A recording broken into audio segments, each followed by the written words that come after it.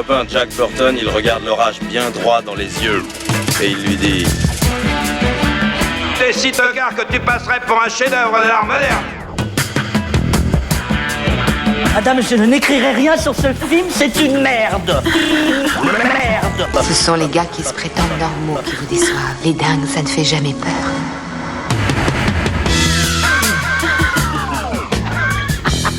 Elle nous connaît dans les coins, la frangine. Salut, c'est Clémence. Bienvenue dans Sale Temps pour un film, le podcast qui fait la pluie et le beau temps sur le cinéma. Tous les mercredis, on se retrouve pour vous parler de la sortie de la semaine. Alors ici, soyez prévenus, on analyse les films en détail et forcément, on spoil sans vergogne. Si vous êtes allergique au divulgachage, allez d'abord voir le film et revenez nous écouter ensuite. À mes côtés cette semaine, les meilleurs bouchers de la podcastosphère. Ils n'hésitent jamais à tailler dans le vif. J'ai le plaisir de retrouver Marie. Salut. Pierrick. Salut. Et Julien. Salut. À la technique, celui qui a la lourde tâche de nettoyer le carnage sonore qui sort de nos enregistrements pour les rendre plus écoutables. Bonjour Alain. Bonjour Clémence. Et on dit merci à Latex pour l'habillage sonore. Petite annonce, si vous êtes du côté de Paris le 19 mars, réservez votre soirée. C'est la prochaine séance Capture au Club de l'Étoile. Au programme, la projection de La Horde Sauvage de Sam Peckinpah. Mais pas seulement, ça sera aussi l'occasion de vous faire découvrir en avant-première déjà vue la nouvelle émission de Rafik sur les tropes du cinéma. La séance Capture, c'est au Club de l'Étoile le 19 mars. Et puis, on ne le dira jamais assez, nos émissions existent grâce à tous les auditeurs et les auditrices qui nous soutiennent.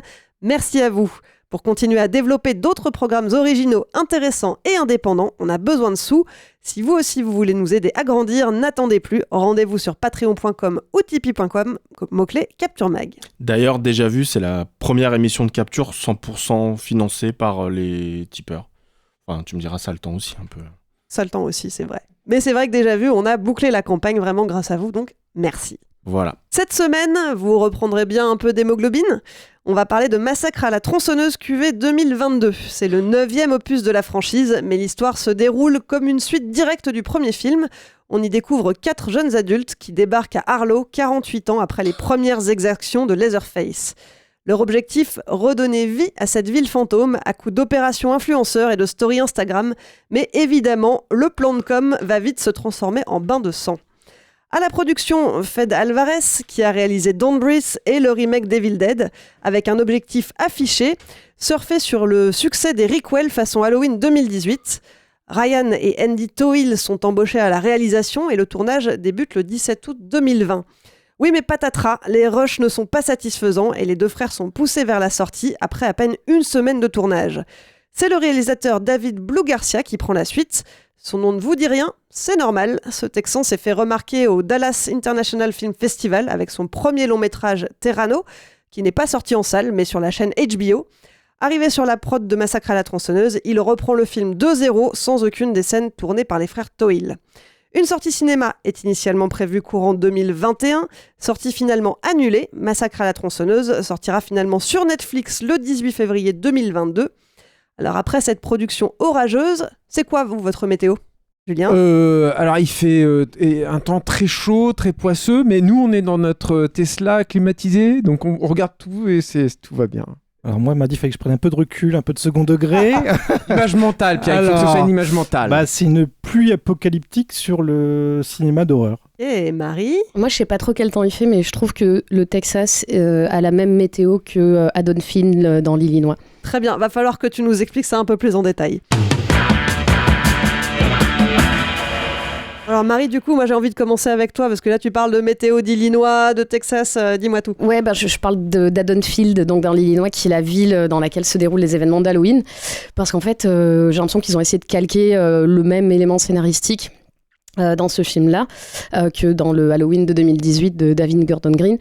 J'ai l'impression qu'ils savaient pas quoi faire. T'as dit que t'as parlé des problèmes de développement du film. J'ai l'impression qu'ils savaient pas quoi en faire. Apparemment, ils sont revenus plusieurs fois sur le scénar parce que quand je regardais sur IMDb, il y a un vieux scénario qui traîne où on parle d'une des deux filles qui sera en fauteuil roulant et c'est pas le cas. Enfin, je pense ils sont revenus plusieurs fois dessus. Ils savaient pas trop quoi faire et ils se sont dit tiens, on va faire comme dans Halloween, on va faire revenir la Final Girl du premier en faisant une espèce de survivaliste, de Sarah Connor, machin, mais en fait ça marche pas. Parce que, en fait, Laurie Strode, c'est un des personnages récurrents de la saga Halloween. C'est une final girl qui, on va dire, proactive et qui se construit plus ou moins tout le long de la saga, même si elle ne revient pas dans tous les films et si tous les films ne sont pas forcément très bons. Mais en tout cas, c'est un personnage récurrent et c'est aussi une actrice à laquelle les spectateurs tiennent tout au long de la saga. Et en fait, pour Massacre à la tronçonneuse, elle revient pas, on va dire, le personnage de Sally. Et je crois qu'elle fait une apparition dans le 4e, mais bon, en tout cas, c'est pas un personnage récurrent. Et puis, c'est aussi un personnage qui est très peu caractérisé, en fait, à l'inverse de Laurie Strode, qui était une final girl, comme je disais, proactive. Là, le personnage de Sally, c'est juste, elle est juste la dernière en vie, presque par hasard, en fait. Est-ce que tu peux préciser juste Final Girl, s'il te plaît ? C'est la dernière survivante, en fait, c'est un trope dans le cinéma d'horreur et notamment dans le slasher. Et donc c'est la dernière survivante, littéralement, qui est censée tenir tête au tueur et lui faire face et parfois même le tuer. Donc il y a toute une... C'est aussi Sidney dans Scream. Voilà, il y a toute une évolution des personnages de Final Girl et pour le coup, Massacre à la tronçonneuse, le premier en 74, c'est vraiment le tout début de ces personnages féminins. À l'époque, c'est pas vraiment c'est des Final Girls, mais c'est pas vraiment des héroïnes en fait, c'est vraiment des victimes, héroïnes malgré elles, parce qu'au final, elles se sauvent, mais elles se sauvent même pas elles-mêmes, elles sont sauvées par, en général, un personnage masculin, et là, pour le coup... Sally, elle est sauvée par un automobiliste qui passe, elle saute dans le pick-up, dans la benne du pick-up, quoi. Donc c'est un personnage qui était pas très très développé. Au final, c'est elle qui reste en vie, mais ça aurait pu être quelqu'un d'autre de la bande. Ils sont pas très très caractérisés. Donc je pense que c'est que voilà, en fait, ils ont fait revenir ce personnage-là, mais qu'au final, je pense que les gens l'attendaient pas forcément. Eux, ils parlent de... J'ai vu lui des interviews du réal qui dit que oui, c'était une manière de passer le flambeau aux nouvelles générations et tout. Sauf qu'en fait, le personnage, en plus, il est carrément absent du film. Et ils en parlent pour faire le lien entre les nouveaux personnages et les anciens, mais en fait, je crois qu'elles se croisent littéralement 3 minutes, en fait, le personnage de Sally et les deux personnages des deux sœurs. Et en plus, je crois que quand elles se croisent, elle les garde en mode vous allez servir d'appât parce qu'il veut vous tuer, donc restez dans la voiture et puis on va la tirer avec vous. Donc en plus, cette histoire de passage de flambeau fonctionne pas très bien. Et même le réal lui-même a lâché le mot de fanservice dans l'interview que j'ai lue. Donc bon, si même le réal s'y met, c'est pas s'il l'assume, bon, moi c'est assumé, mais voilà, c'est pareil, ils ont ils ont repris la voix du narrateur du tout premier film aussi pour narrer juste le début, mais enfin c'est vraiment des trucs qui pour moi sont hyper superficiels et qui ne servent à rien. Et donc voilà, c'est pour ça que je parlais de la météo d'Halloween qui est un peu la même chose. Et en fait... au moins dans Halloween, moi je les aime pas trop ces 2 derniers Halloween, mais au moins je trouvais que la construction du personnage de Laurie Strode était intéressante, et là en fait il n'y a pas du tout de caractérisation de personnage et il n'y a rien ni dans les nouveaux ni dans le personnage de l'ancienne Final Girl qui revient, quoi. Tu me disais tout à l'heure que tu avais presque l'impression de voir 2 films différents en un Oui, parce qu'on dirait qu'elles jouent pas dans le même film en fait, elles sont chacune de leur côté et c'est pas très intéressant. Après ils ont essayé un petit peu de faire une espèce de reprendre un peu le côté critique social qu'il y avait dans le premier massacre en essayant de parler de gentrification. C'est à peine un peu plus subtil que dans le Candyman dont on avait parlé, mais bon voilà, c'est quand même, ça arrive avec des gros sabots. Il y a tous des personnages, voilà, c'est tous des influenceurs, ils sont tous avec leur téléphone, ils sont tous un peu stupides, notamment la scène dans le bus où ils sont tous en train de filmer Leatherface. Enfin, je sais pas, moi qui passe ma vie à faire des stories, si je vois un mec qui arrive avec une tronçonneuse, je vais peut-être pas faire une story, je vais peut-être partir, mais non ils font quand même fake. Des stories. Ouais, tu vas te faire cancel. Voilà, mais c'est vraiment en fait à un moment tu te dis ils sont stupides, ils méritent de mourir, quoi. Donc voilà, après il y a une ou deux scènes un peu vite fait sympas, une ou deux scènes de mise à mort dans la voiture de police là, avec il y a des membres cassés. Moi j'aime bien quand il y a des membres cassés. Non, mais je trouve que ça donne un petit côté un peu réaliste parce que voilà. Donc je trouve ça un peu chouette. Voilà, il y a une mise à mort avec un bras cassé ou un poignet cassé, puis égorgement avec l'os, machin. Bon, je trouvais ça un peu sympa. Et surtout le film a la politesse de faire 1h20. Et ça c'est pas mal, mais bon, quand c'est ça le seul point positif, c'est un petit peu triste, quoi. C'est rude comme argument. Mais je crois que vous êtes d'accord, Pierrick, Julien, avec cette analyse. Vas-y, Julien. Et moi ? Ouais. D'abord. Allez. Il y a 2 façons d'aborder un film comme ça. Déjà, moi je pense que c'est peut-être la première chose à dire, quoi. C'est-à-dire que, ou alors tu considères que c'est une suite au chef-d'œuvre de Toby Hooper, ou alors tu considères que c'est une tentative de revigorer une franchise qui, alors moi j'ai pas vu les tout derniers, hein, mais j'ai pas vu même celui de Alex Bustillo et Julien Maury, je l'ai pas vu, mais qui, de ce que je sais, de ce que j'ai cru comprendre, est tombé bien bas, quoi. Donc Alors, et le truc, c'est que je pense que ce serait stupide de ma part et de la part de même des fans et tout, de se dire qu'on va avoir une vraie suite au film de Tobe Hooper, qui a une espèce de prototype absolument incroyable, une anomalie totale dans le cinéma qui a échappé à tout le monde, y compris à Tobe Hooper, qui n'a jamais fait un film qui arrivait ne serait-ce qu'à la cheville. Moi, il y a des films que j'aime bien, Tobe Hooper, Le Crocodile de la mort, tout ça, mais bon, ça n'a rien à voir. Donc, bon, voilà. Donc, moi, je vais partir juste du principe qu'on est en train de me faire un bon film gore et tout. Et sur certains points, j'ai quand même un peu ça. C'est-à-dire que moi, je trouve que le film est assez généreux en gore. Donc, Fede Alvarez, qui est donc producteur, mais si j'ai bien tout suivi, tout compris, il a quand même vraiment, il a vraiment mis sa patte en fait dans le film. Pour moi, c'est quand même le réalisateur d'un des meilleurs films d'horreur de ces dernières années, qui était Don't Breath, la Maison des Ténèbres, non, c'était ça en français, je crois, qui est je trouve un film incroyable, quoi, vraiment excellent. Et puis même son espèce de suite remake de Evil Dead, j'avais trouvé ça aussi vraiment épatant. Épatant. Pas mal ça comme adjectif, ça fait un peu vieux pépère. Et donc le truc en fait, c'est que il y a quand même cette volonté de te faire du vrai gore qui tâche, quoi, en fait. Et finalement, je trouve que dans le cinéma même d'horreur aujourd'hui, t'en as pas tant que ça, quoi. Et donc il y a 2-3 effets, comme l'a dit Marie d'ailleurs, le membre cassé au début, c'est quand même vraiment assez vénère. Bon, c'est pas désagréable. Mais là, j'ai déjà un problème, moi, avec le film, c'est qu'il y a un vrai souci, j'ai du mal à m'expliquer, je pense qu'il y a un problème de montage et conjointement avec la mise en scène qui fait que tous les effets un peu chocs du film, tu les vois venir, mais à des kilomètres. Tu vois que tel personnage va être coupé en deux, tu vois que tel autre va être décapité, et puis tu sais même exactement à peu près quel effet ça va donner, tu vois, dans le truc, tu vois très bien qu'il y en a une qui rampe sous la maison et que donc il y a la lame de la tronçonneuse qui va la poursuivre. Bon, il y a une fille à un moment qui est coincée dans une voiture de police comme ça sur le siège avant, tu sais très bien qu'au bout d'un moment il va y avoir Leatherface qui va arriver là. Je sais pas, j'ai l'impression que le film t'annonce en fait tous ces effets, et du coup le cinéma d'horreur, c'est un cinéma c'est du roller coaster. Donc quand t'arrives en bas, quand tu tournes et tout, faut que tu sois surpris, faut que tu sois choqué, quoi. Et là, non, c'est comme si on te ralentissait avant de prendre un tournant, tu sais, on ralentit, hop, tu prends le tournant, donc t'as bien le temps de t'y préparer, forcément ça fait, tu cries moins, quoi. Donc ça, c'est mon problème. Et puis alors après, mon autre problème, et je pense que ça c'est un peu plus justement problématique, c'est que c'est justement dans mon positionnement vis-à-vis du film. C'est-à-dire que moi, j'aimerais partir justement du fait que ça n'a rien à voir avec le film de Tobe Hooper, que les mecs l'abordent avec l'humilité de dire on ne pourra pas s'inscrire dans ce film-là, c'est pas possible en fait. Et là, en fait, c'est juste... ils n'arrêtent pas de te rappeler qu'ils s'inscrivent dans cette continuité-là. Et ça, il faut l'assumer. Il faut le travailler, comme le dit Marie, sinon ça fait du pur cosmétique, quoi. Cette voix off, effectivement, au début, ne sert à rien.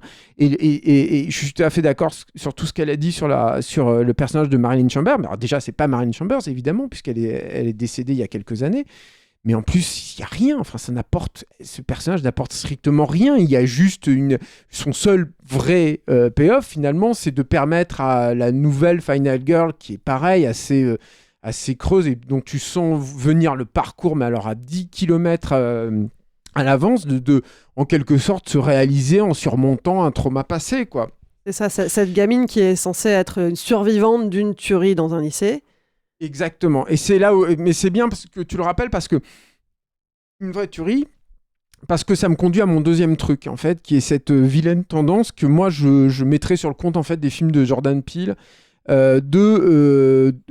donner un sens social en fait au film. Alors évidemment, je pense que le fait qu'ils s'inscrivent directement dans la continuité du film original, d'ailleurs il y a une petite anecdote que j'ai pas dite, mais je crois que la tronçonneuse c'est celle du premier film, et le réalisateur racontait que tous les matins il la touchait pour avoir son énergie et tout.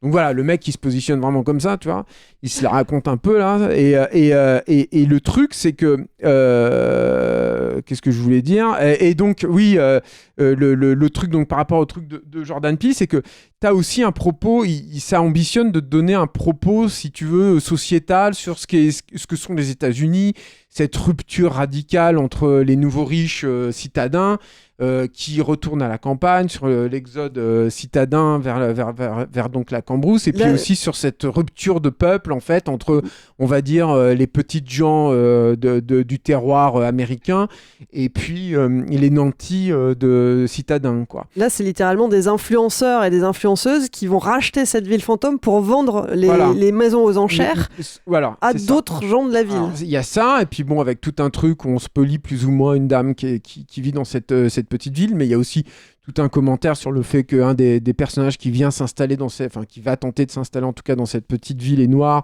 et que évidemment il se retrouve avec l'archétype, les clichés du Texan raciste qui l'appelle nigger et tout, et que donc il y a une espèce d'incompréhension qui est à la base du drame, quoi. Moi, ça, en fait, je veux dire, tu places le curseur, ou alors tu y vas à fond et tu essaies vraiment de donner un truc qui est un peu substantiel là-dessus, ou alors pour moi, ça parasite en fait le film. Et là, en l'occurrence, ça parasite le film. C'est-à-dire que qu'est-ce qu'il me raconte là-dessus, le film ? C'est pas que je suis pas d'accord avec les espèces de constats qu'il peut faire et tout. Non, au contraire, je pense qu'il y a un fond de vrai là-dedans. Mais c'est au ras des pâquerettes, quoi, le machin, quoi. Tu peux pas faire plus bête et stupide que ça, quoi. Et puis tu n'as pas de finalité, c'est toujours la même chose. T'as l'impression que c'est un peu improvisé, un peu calqué comme ça. Et le dernier truc qui effectivement aussi a déjà été dit par Marie, mais c'est que du coup tu alignes ce truc où on réclame le legs en fait d'un film fondamental, extrêmement important de l'histoire du cinéma, qui est un truc, je trouve, vachement dans l'air du temps, en fait, qu'on revoit assez souvent, qu'on a souvent traité en fait dans Sale temps pour un film. T'as cette espèce de truc social, t'as ce travail donc sur une franchise, et t'as tous ces trucs-là qui font que tu te retrouves avec une espèce de patchwork de film qui sait pas trop où il va, qui n'a finalement pas vraiment d'aboutissement, qui même en fait dans ces films, dans ces effets gore n'est pas totalement satisfaisant, quand bien même il te donne quelques vignettes de temps en temps qui sont là. Voilà, donc je trouve que moi, je trouve pas ça complètement nul, hein, mais je trouve ça complètement inintéressant. Par contre, ça, c'est sûr et certain. C'est dommage parce que je pense que le mec connaît le Texas. Je pense qu'il y a aussi un truc que j'ai pas dit, mais il y a de temps en temps, lui, tu sens qu'il a eu des velléités esthétiques en fait dans le film que moi j'apprécie, surtout dans le cinéma d'horreur, qui n'en a pas forcément énormément, quoi. Et je trouve que pourtant l'esthétisme est fondamental aussi dans le cinéma d'horreur. Mais par exemple, il y a une voiture qui se crache au milieu d'un champ de tournesol mort. J'aime bien cette idée-là.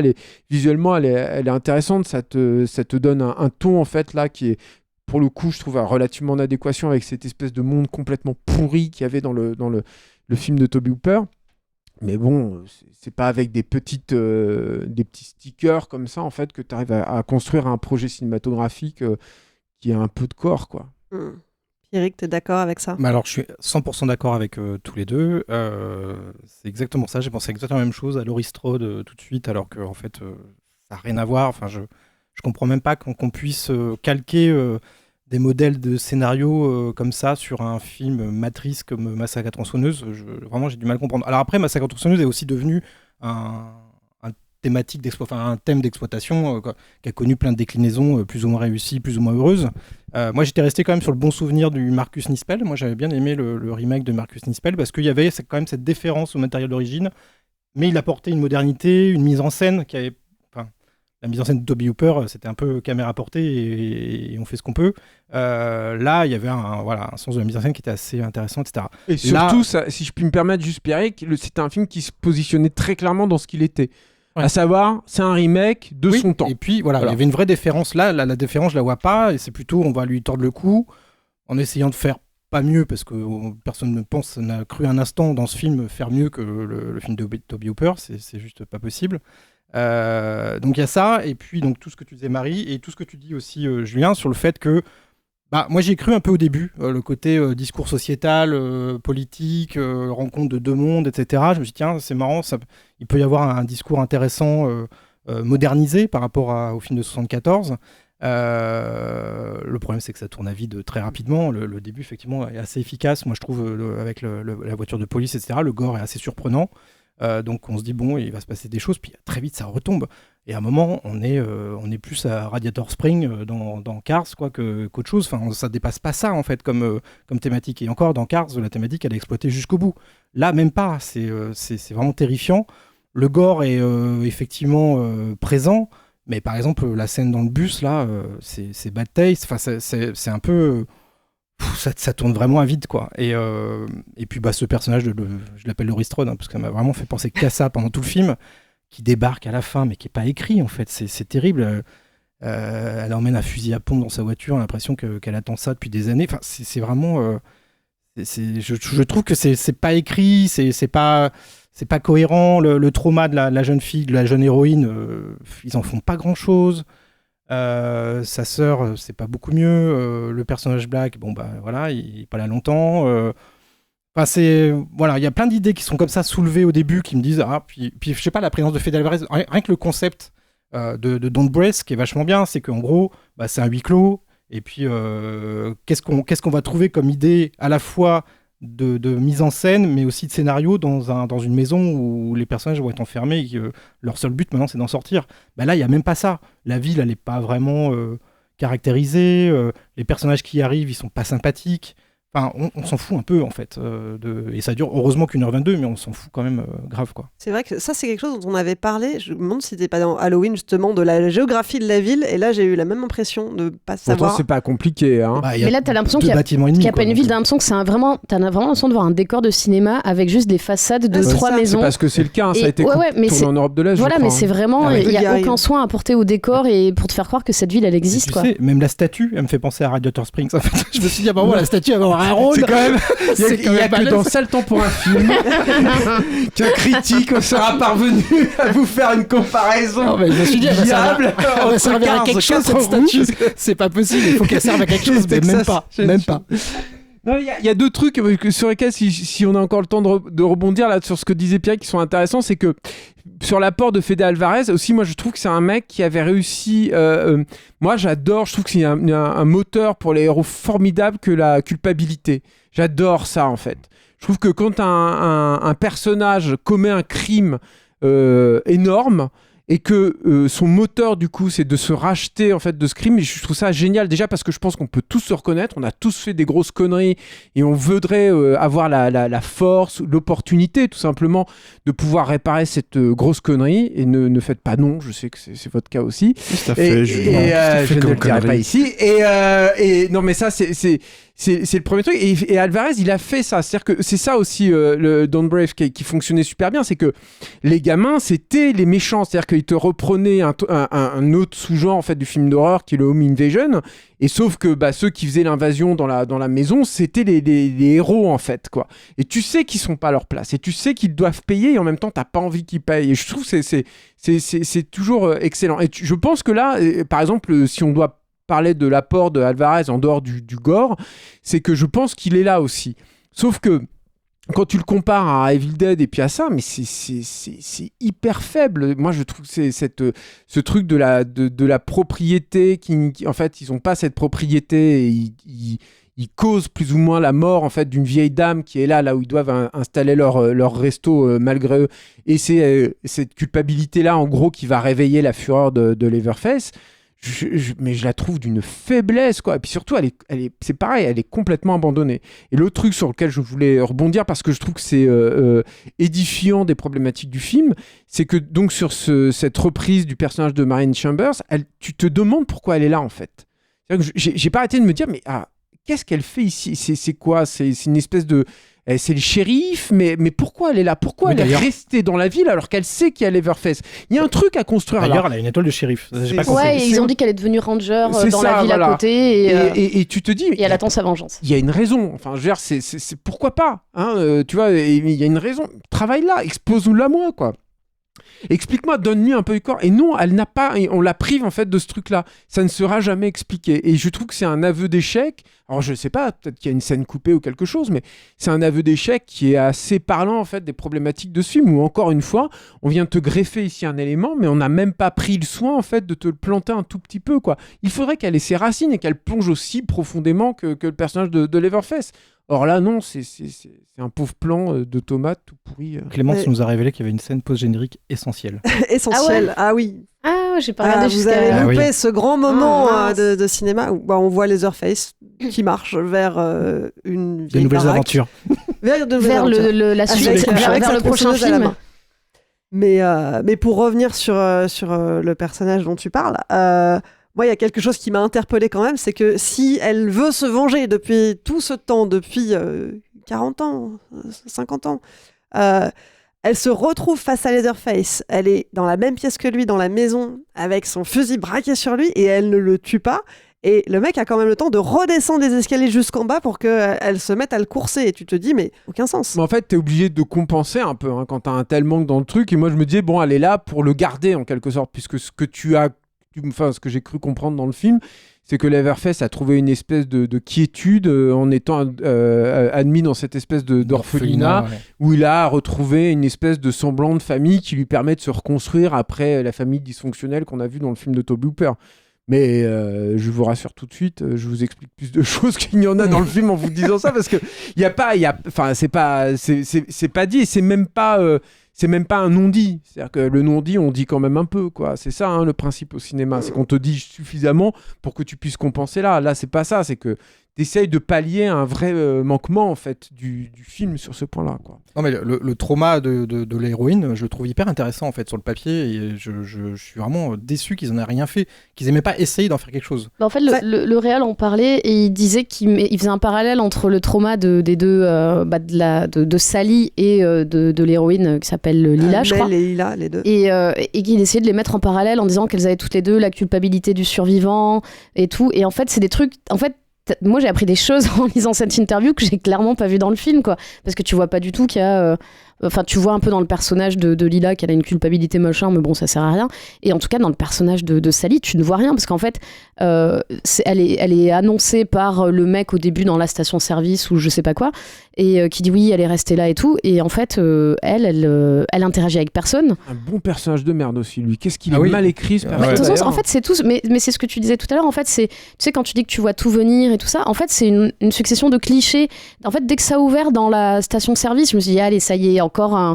Combien de films on a vu commencer comme ça? Et en fait, à chaque fois, il y a jamais un truc qui twiste un peu et qui t'étonne un peu sur il y a un cliché, mais je vais en faire autre chose. En fait, non, il y a un cliché, je vais en faire un cliché et je vais enfiler un autre cliché à la suite jusqu'à la fin où cette image de fin là qui est la dernière scène qui reprend exactement la dernière scène du film de Toby Hooper, à la seule différence que l'héroïne se sauve elle-même en conduisant la voiture et qu'elle n'est pas emmenée par quelqu'un d'autre, mais c'est exactement... Elle ne conduit même pas la voiture. Oui, la voiture se conduit toute seule. C'est en pilote automatique. Oui, c'est vrai, c'est encore mais pire. Pourquoi pas ça? Ça, Mais à la limite, voilà, c'est pas mal. Mais en tout cas, l'idée, c'est que c'est elle qui s'en va, qui monte dans la voiture, et avec Leatherface qui se balade derrière avec sa tronçonneuse, et c'est exactement la même chose. Et non, pourri, hein. Mais voilà, non, Ouais, mais voilà, nul, évidemment, beaucoup moins spectaculaire, parce que de toute façon, en fait, c'est ce que tu disais, c'est que tu peux pas te mettre dans les traces d'un film comme ça en disant je vais faire mieux ou même je vais faire pareil, parce qu'en fait, faire mieux, tu peux pas, et faire pareil, ça ne sert à rien, en fait. Et toi, tu souffriras toujours de la comparaison, donc autant aller.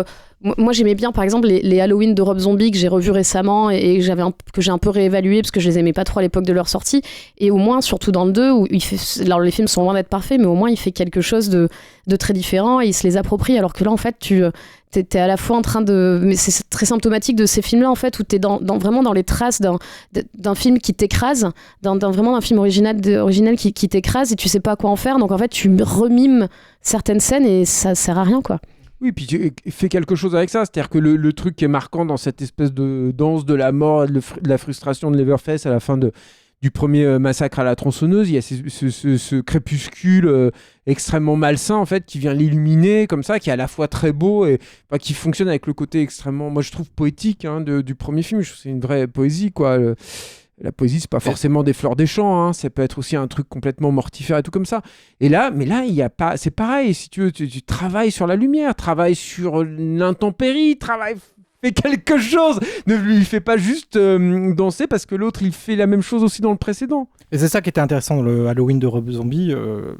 Ça fait longtemps que je l'ai pas vu voilà, mais en tout cas il y avait une tentative de combler les trous, d'aller chercher des choses qui étaient en relation avec le film originel et d'aller creuser des scènes qui n'étaient pas dans le film d'origine. Et c'est ce que j'aimais aussi moi dans le Marcus Nispel, le massacre à la tronçonneuse de Marcus, c'est que en gros, voilà, tu reprenais la Marcus, même... tu le connais ? Ouais, c'est un pote. D'accord. Et tu reprenais la même situation, mais voilà, avec t'explorer un peu plus, et t'avais cette curiosité de cinéphile, de dire ah ouais, j'aurais bien aimé savoir ce qu'il y avait derrière cette porte, et il y va. Et le Halloween de Rob Zombie, c'était pareil. Et là, t'as rien de tout ça en fait. Est-ce que j'ai le temps pour un autre exemple assez parlant aussi Allez. un dernier, mais Un dernier. il y a cette fameuse scène dans le premier, par exemple, avec la porte qui s'ouvre et puis le coup de marteau là. Bah, tout le monde se souvient de ça. C'est traumatisant, c'est terrible. Et là, il te refait un truc comme ça avec une porte battante en fait, et à chaque fois que la porte s'ouvre et se referme, t'as l'évolution en fait de la confrontation entre un personnage et Leatherface. Et c'est marrant en fait cette scène-là parce que là, elle arrive relativement tôt en fait dans le film et tu te dis il y a un truc qui va vraiment pas aller dans ce film-là, pas du tout, parce que il y a un insert tout à coup qui casse complètement le principe. C'est-à-dire que tout à coup tu as un insert à l'intérieur en fait de la pièce et tu ne joues plus finalement avec la porte battante et avec le fait que tu vois pas, et toi tu as envie de voir et en même temps c'est pas inintéressant comme idée, tu vois, c'est pareil. Et là c'est complètement sapé par ce petit insert qui fait que voilà. L'idée n'est pas tenue. Eh ben, Excellente conclusion. C'est parfait. Pour terminer, si vous voulez vous faire votre propre avis, Massacre à la tronçonneuse est sorti sur Netflix le 18 février. On arrive à la fin de cette émission, le moment où vous avez la parole, vous avez vu le film de la semaine et vous avez des commentaires à nous faire, vous avez adoré, vous avez détesté, ne soyez pas timide, donnez-nous votre avis. Pour ça, c'est très simple, retrouvez Capture Mag sur Messenger et enregistrez un message vocal, on le diffusera dans la prochaine émission. La semaine dernière, on vous parlait d'Uncharted, le film de Ruben Fleischer. Pas vraiment un succès, un côté équipe, mais vous, qu'est-ce que vous en avez pensé ? On écoute ça tout de suite. Salut Capture Mag, alors sur Uncharted, je suis assez d'accord avec ce que vous dites, mais en fait, je pense que c'est même pire que ça, parce que le film est tellement insipide que même dans une salle parisienne à grandes heures d'écoute, il n'y avait pas un seul rire, pas une seule réaction. C'est triste, parce qu'il y a un sacré budget, il y a des acteurs qui sont pas forcément extraordinaires, mais qui sont pas mauvais non plus. Et en fait, c'est triste de voir qu'avec autant d'argent, on peut faire une bouse aussi intersidérale, quoi. Salut! On peut expliquer la qualité décevante en fait du film déjà par son réal quand même, qui est l'un des pires tâcherons à Hollywood en ce moment, et puis ça se ressent même dans le montage final où tu vois qu'il y a des scènes qui ont été coupées et ça pose des problèmes de fluidité, de continuité, et moi ça m'a carrément sorti du film. Le fait effectivement que le film ait été autant haché pour ne pas excéder les 2 heures, ça rend le récit, disons, un peu ramassé, ce qui fait que on s'ennuie pas beaucoup. Je serais malhonnête de dire que j'ai passé un moment totalement désagréable. Bonjour à toute l'équipe de Capture Mag. Alors, je sors de la projo de Uncharted, puisque vous m'aviez offert la place. C'est juste pas possible. C'est comme si Benjamin Gate avait couché avec Lara Croft et avait sorti un enfant atroce. On était avec un pote et on s'est dit mon Dieu, faut vite retourner voir les Goonies, les références à Jack Sparrow, Indiana Jones, mais qu'est-ce que ça fout là? Et le pire, c'est de voir les gens qui applaudissent à la fin de cette douillasse immonde où on se fait chier pendant 2 heures. Voilà, donc une bonne météo de merde. Mais en tout cas, merci à vous quand même de m'avoir offert cette place. Ça m'a évité de dépenser 14 €. Merci à vous et à bientôt.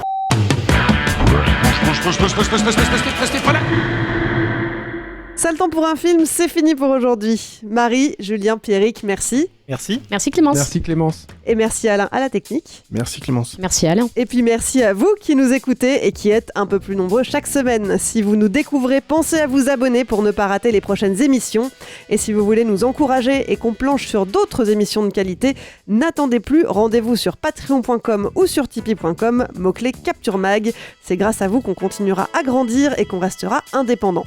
Et puis pour nous soutenir, vous pouvez aussi nous aider à nous faire connaître, c'est important aussi. Parlez de nous à vos vos amis, relayez nos émissions sur les réseaux sociaux et mettez-nous des étoiles sur les applis de podcast. On compte sur vous. Allez, je vous laisse, on se retrouve dans une semaine pour un nouvel épisode de Sale Temps pour un film. Salut!